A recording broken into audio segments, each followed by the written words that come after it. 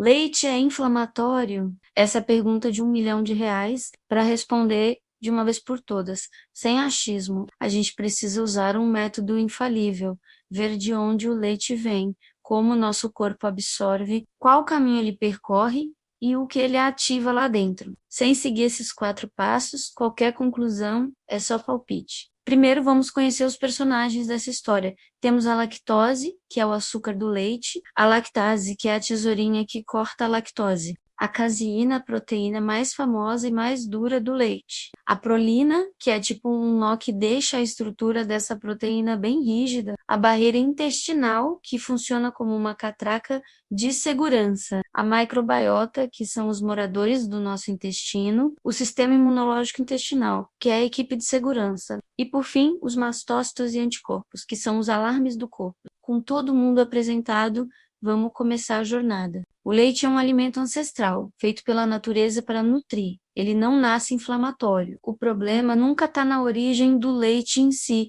mas em como o nosso corpo vai lidar com ele. É aqui que a história começa a ficar interessante. Vamos para o segundo passo, a absorção.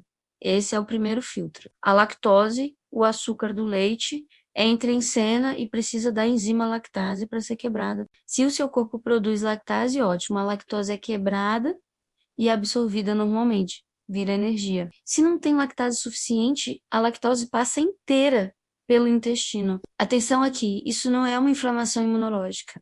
É uma falta de enzima. Essa lactose inteira fermenta lá no intestino grosso, causando gases, inchaço e desconforto. É um problema digestivo, não uma guerra do sistema imune. Agora, entra em cena a caseína. Essa proteína é rica em prolina, um aminoácido que a deixa bem rígida e difícil de quebrar. Se a sua digestão é eficiente, a caseína é quebrada em pequenos aminoácidos, que são a matéria-prima para o seu corpo. Mas se a digestão falha, sobram fragmentos grandes de proteína e fragmentos grandes não deveriam, em hipótese alguma, passar pela catraca da sua barreira intestinal. Isso nos leva ao terceiro passo, o caminho que o leite percorre. Quando tudo funciona bem, a lactose é digerida e vira energia, e as proteínas são quebradas e viram matéria-prima. O intestino reconhece tudo como alimento, o seu sistema imunológico nem se manifesta, fica só observando, né?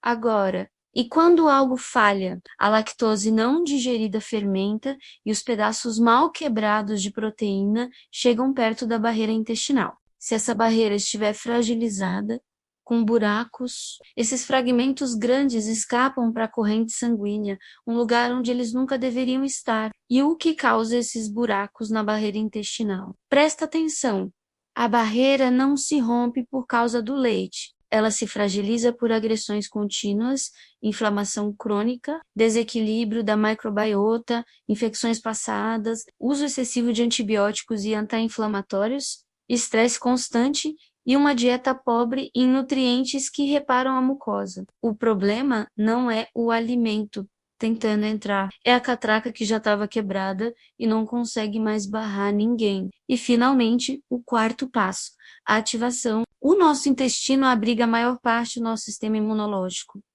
Ele não é exagerado, ele é protetor. Quando um fragmento grande de proteína fura o bloqueio e aparece onde não devia, o sistema imune pergunta: isso é comida ou é uma ameaça? Se ele interpretar como ameaça, ele soa o alarme, ativa citocinas, mastócitos e gera uma inflamação local para neutralizar o invasor. Essa inflamação pode se espalhar e aparecer na pele, no cérebro ou no corpo todo. O ponto-chave é este: o sistema imunológico não está reagindo ao leite, ele está reagindo a um fragmento de proteína que está no lugar errado. É por isso que pessoas com doenças autoimunes, por exemplo, costumam reagir pior. Nesses casos, a barreira intestinal geralmente já é mais permeável e o sistema imune vive em estado de alerta. Qualquer estímulo, como um fragmento de proteína, pode amplificar uma resposta que já estava desorganizada. Mas, de novo, o leite não causa doença autoimune, ele pode se tornar apenas mais um gatilho num sistema que já estava sensível, uma barreira intestinal íntegra, saudável, não deixa esses fragmentos passarem. Os componentes do leite não corroem a mucosa, nem furam a parede do intestino. Quando eles atravessam, é porque a falha na barreira já existia antes. O leite, nesse caso, só revelou um problema que estava escondido. Aqui entra uma diferença crucial: leite A1 versus A2.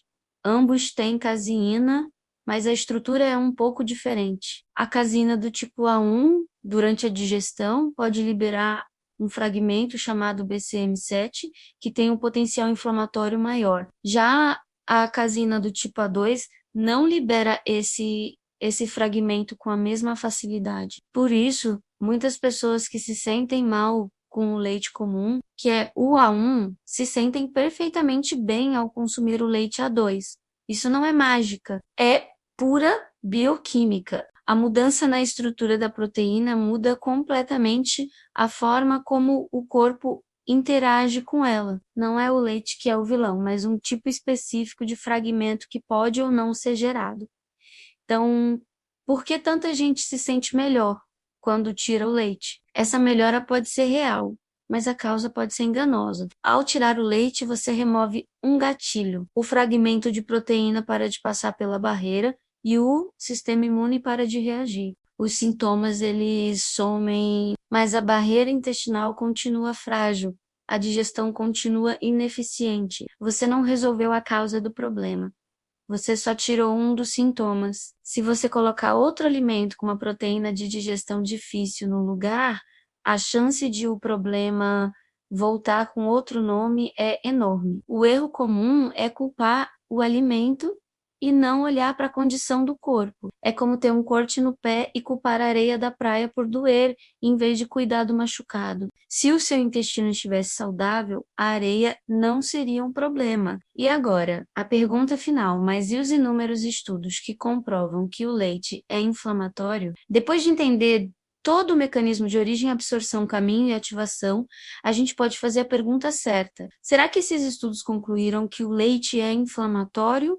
Ou eles apenas revelaram a péssima saúde intestinal da população que eles estudaram? Quando a gente analisa esses trabalhos com esse conhecimento, um padrão aparece. As associações negativas surgem principalmente em contextos de baixa produção de enzimas, barreira intestinal frágil e inflamação pré-existente. Ou seja, muitas vezes o estudo não está descrevendo o leite, ele está descrevendo o intestino de quem o consome. Então, para fechar, o leite não é inflamatório por natureza. O que é inflamatório é ter uma digestão que falha, uma barreira intestinal comprometida e um sistema imune que se ativa sem necessidade. Antes de sair excluindo alimentos, o foco deveria ser cuidar da saúde digestiva e intestinal. Sem isso, qualquer melhora será apenas temporária e, no fundo, enganosa. O segredo não está no que você tira, mas no que você constrói. Obrigado por assistir até aqui. Se esse vídeo te ajudou a entender melhor o seu corpo, deixe o seu like e se inscreva no canal para não perder os próximos. Até mais!